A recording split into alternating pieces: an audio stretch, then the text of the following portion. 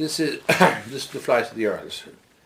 I'll give you an idea. 1608. It took them a year to get down. They left in 1607. That ship was ours. Did you see the mantelpiece? They're all our ships. With a whole thing of all our ships, you know. But that'll be one of them. They say that was the Cook Connacht. It was the first of those new French. But she brought, and what else is there of? And all those ships, in those days you had to have replicas of all your ships, you know. Yeah. That was one of the first. You see the keel of the ship, you know, which I told you is on the, and how important, how you build it. The sails and how you depending, there's no engine or anything like that. You depend on tides. And we'll just take one day on the attended by the Earls in Rome, 1608. Chronicler Tygo Queen on. This is our chronicler, and of course his function was, you know, when you're trading, as I said, with the Roman Empire, you had to have all your bills of lading. We have all our bills of lading. Go back to the Roman Empire. You just didn't go into the Roman Empire without your bills of lading. You'd be hanging off the mast by the neck. You had to have everything, and that would be their function. All ours. Eugene Curry is one of our chroniclers. John O'Donovan is one of our chroniclers. Going right back, we can go right back to the Roman Empire. Our chroniclers, you had to have them if you traded, and that's what we are, seafaring and trading. We'll just take the 5th of June, Corpus Christi, 1608. The Earls carried the canopy over the Pope and monstrance during the papal procession around St. Peter's Square. And have I that thing down for you? Anyway, they were only the Pope. Where were that now? On Thursday the 9th, 16th, which the Holy Father. Paul V, they were only building the dome in St. Peter's in 1608. And I have all the masses, and I have all the 3 choirs, and all the sang. I even have all what they were paid in 1608. I have all the music and everything for it. Really? Yeah. Their ambassador, the King of Spain. You see, Spain is very important. Wait now, I find. Oh, there are our offices in 1200 on London Bridge. We controlled all the livery stables of oats. McGuire's, number 5, Welton Chambers, London Bridge. The McGuire family financed the Irish Republican Brotherhood for the Sovereign Republic Fair at Dáil Éireann Course Forecourts. The state became the Sovereign Republic Fair on the 21st of January 1919. At 12 noon, the private session in the Mansion House, Dublin. All Irish people, north and south, became sovereign citizens of the Sovereign Republic of Éire. See, we're sovereign. People in Northern Ireland are sovereign citizens. People in the United Kingdom are only subjects to the Crown. That's the difference. We are governed by a constitution. They are ruled by the... 1918, that was 1918, 32 county election for GHQ. Vaughan Hotel established a sovereign 32 county democratic histoire. Their sister organisation, the Fenian Brotherhood, was financed mostly by donations and subscriptions. That's mostly from America. You know, that's Oglen Ahern. The Fenian Brotherhood is Oglen Ahern today. McGuire Street and Wharf in London can still be seen down there. If you ever go to London, go down to the old site of the Tower, old London Bridge. There's only one bridge in London now. Southwark was the trade. Across the way was the castle and the administration. You know, the Tower. But trade is the lifeblood of a nation. But you'll see McGuire Street and you'll see McGuire's Wharf, which was the most valuable piece of real estate in the world at the time. It's still called McGuire Street, McGuire Wharf today. It's called McGuire Street, McGuire's Wharf. And that's where all the money came from. And the money I said about Spain, England, and the Anglo-Spanish War, what is known as buying the cargoes on the trade. England and Spain couldn't trade with each other.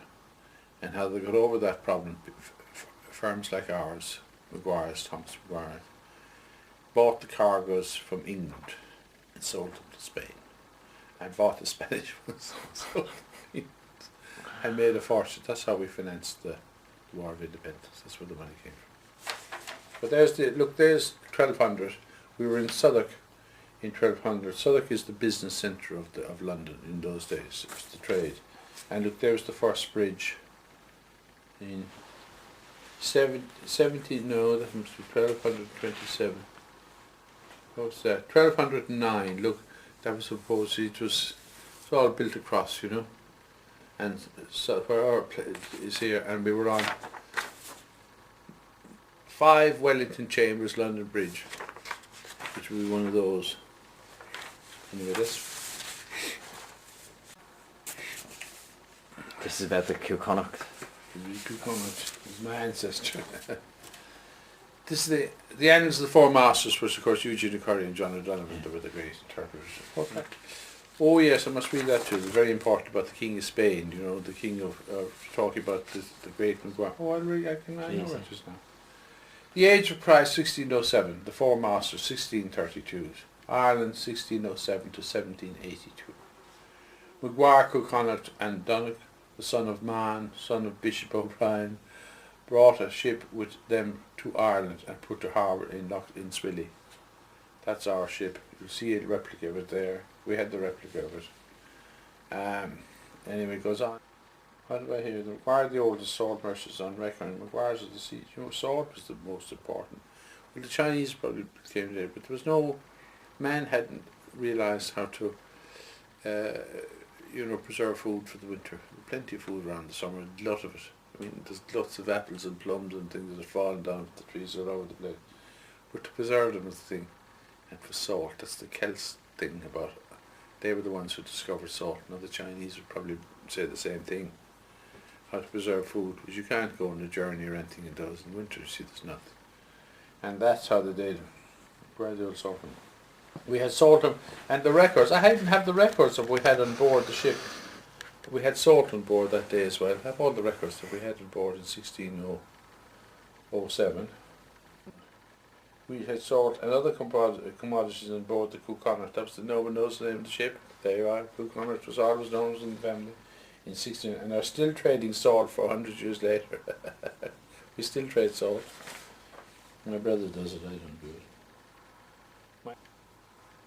And you mentioned to me earlier that it was the Earl O'Donnell, Earl O'Neill, all these Earls, but the McGuires never became Earls. Well, we didn't. Our branch. There is a branch of McGuires known as the English McGuires, because one of them took the oath of allegiance, I think, to the crown, thinking that they were going to get something or do something, but they didn't anyway.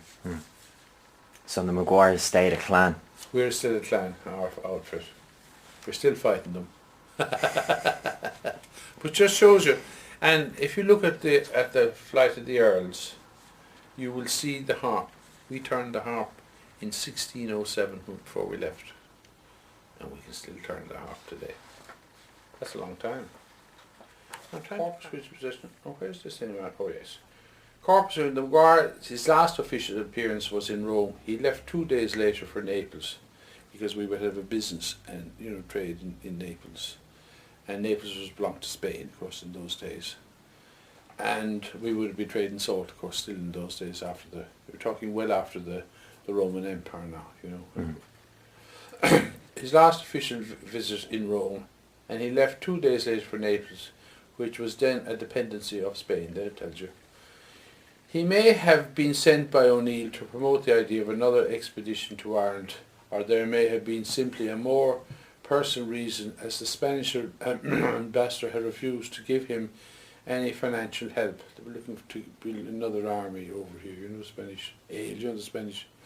But anyway, he had approached the Spanish at the end of May, who duly reported the encounter to Madrid. There is another nobleman with them called McGuire, who is very important in his own country. He says that he had done great service in Ireland for your Majesty, and that he has lost great estates. I told you we owned from Manilloch and the River Shannon. That's what the Crown of England had to have for the plantation of Ulster and to evict all the people. The Pale was from the east coast right across, and of course what they wanted when they saw it was all the oak woods. There was oak woods from Malahide right across. I think it was Cromwell's when he saw it, a land worth fighting for. They built all the cathedrals and all their warships. The navy, yeah. The navy out of our oak.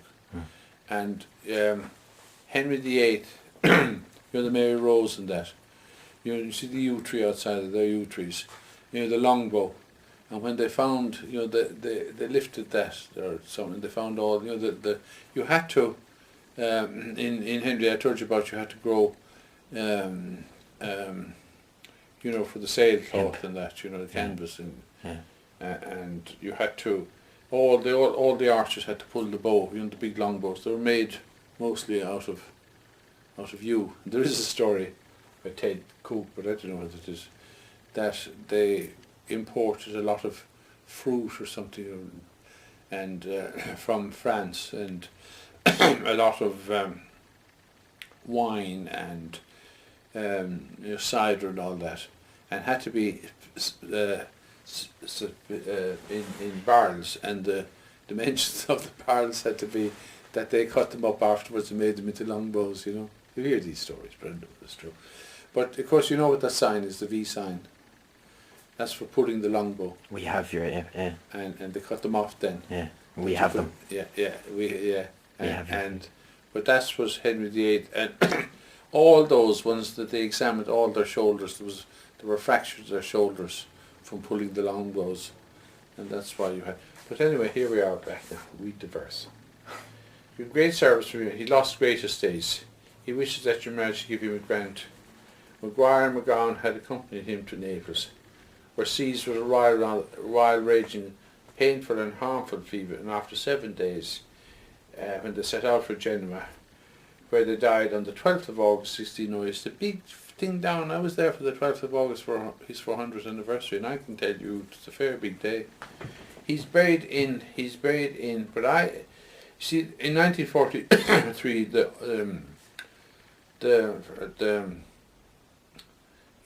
cathedrals, they were all blown up. You're same with in San Pietro. O'Neill and O'Donnell, they don't know where they're buried in the thing. They're buried in there someplace, but they can't tell you, because they were all bombed in the war, in the 40s, and so was Genoa. It was all bombed, and he's on the floor. They would have these big flags where he was buried, and it was destroyed. But it's interesting that he's buried in. Now there's two things. One is that he got a fever, and the other he was poisoned by British agents. Agent it says.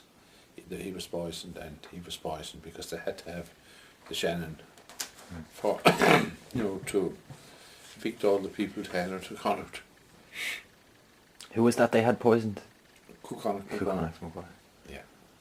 Now there's one. You go back before him again. One of them before. Go back about two before that. That Connacht had 27 sons, and that's where you go back.